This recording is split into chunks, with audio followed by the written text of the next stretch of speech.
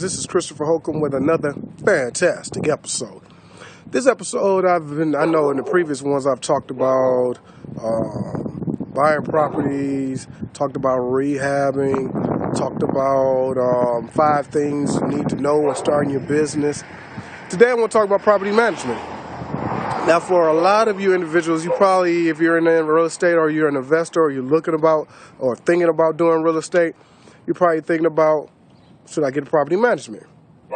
Property manager, property consultants, whatever they want to call themselves. I say yes. The reason why I say yes is you got to look at your business. Is it a business or is it a hobby?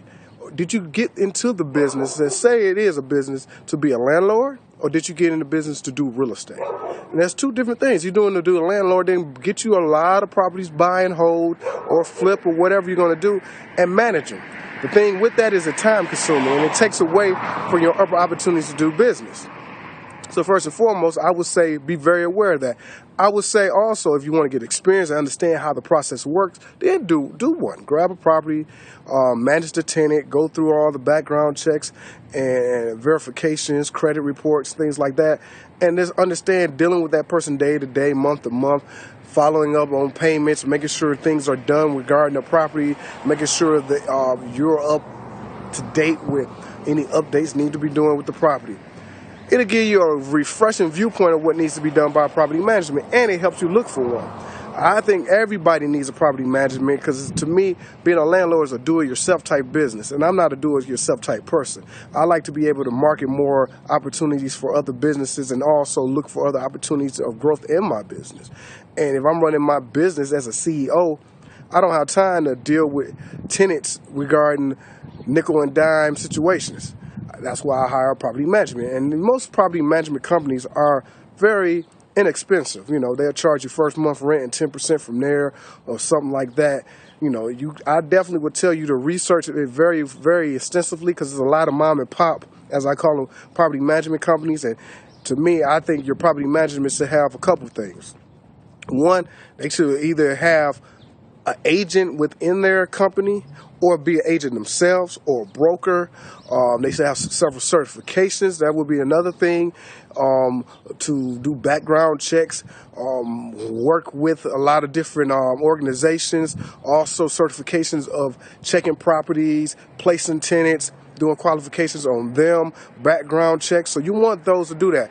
To even go back to regarding the agent situation or broker, you want them to be able to understand properties, real estate. In fact, I want to know, have they done it? Have they been an investor, or do they work with investors? Or have they done property management in the past? How many units? Is it only single family homes? Is it residential, commercial properties?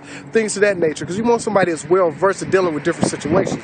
And you want to know what their process is on tenant-wise. Do they do background checks, credit checks? Do they verify their last residence?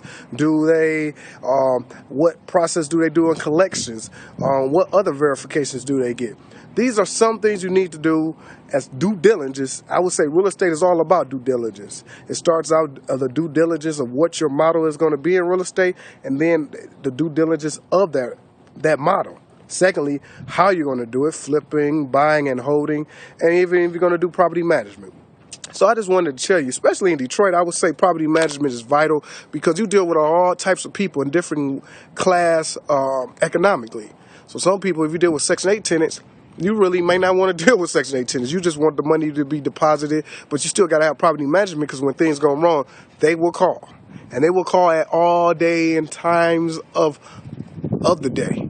So you have to think about that. Do I want to be bothered at 10 o'clock at night if a pipe busts? And then I got to get a handyman.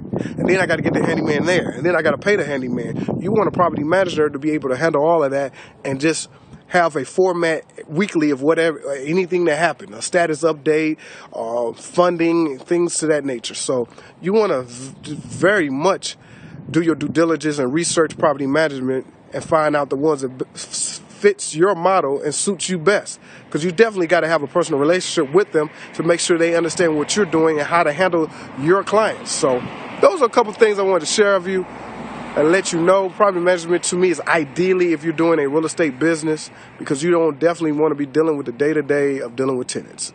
Now, if you got any questions, feedback, definitely leave it comments.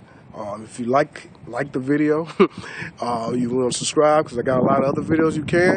And as always, I catch you guys on another wonderful day in Detroit. Catch y'all later.